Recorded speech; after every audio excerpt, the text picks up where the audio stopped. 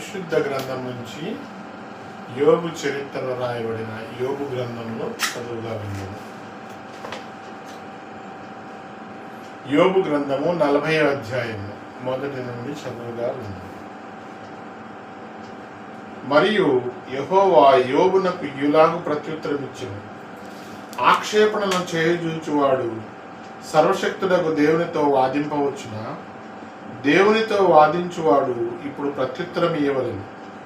అప్పుడు యోబు యెహోవాకు ఇలాగు ప్రత్యుత్తరమిచ్చెను. చిత్తగించుము, నేను నీచుడను.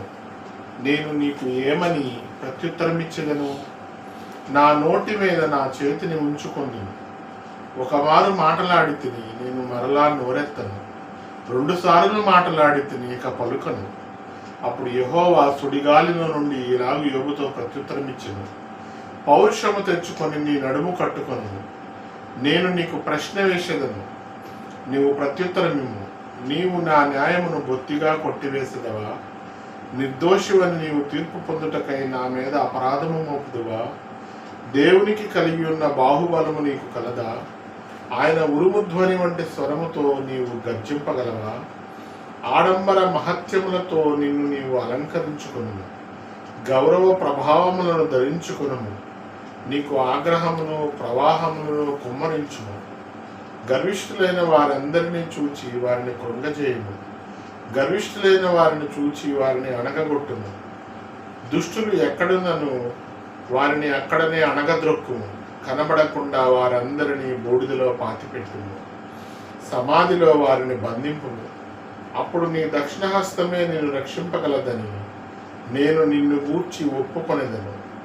నేను చేసిన నీటి గుర్రమును నీవు చూచి ఉన్నావు కదా. ఎద్దువలే అది గడ్డిమే. దాని శక్తి దాని నడుములో ఉన్నది. దాని బలము దాని కడుపు నరములలో ఉన్నది. దేవదారు చెట్టు కొమ్మ వంగునట్లు అది తన తోకను వంచును. దాని తొడల నరములు దిట్టముగా సంధింపబడి ఉన్నవి. దాని ఎముకలు ఇత్తడి గొట్టము వలె ఉన్నవి. దాని ప్రక్కటెముకలు ఇనుప కమ్ముల వలె ఉన్నవి. అది దేవుడు సృష్టించిన వాటిలో గొప్పది. దాని సృజించిన వాడే దాని ఖడ్గమును దానికిచ్చును. పర్వతములలో దానికి మేత మొలుచును.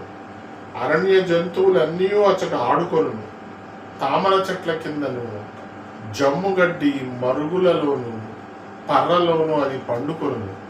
తామర చెట్ల నీడను అది ఆశ్రయించును.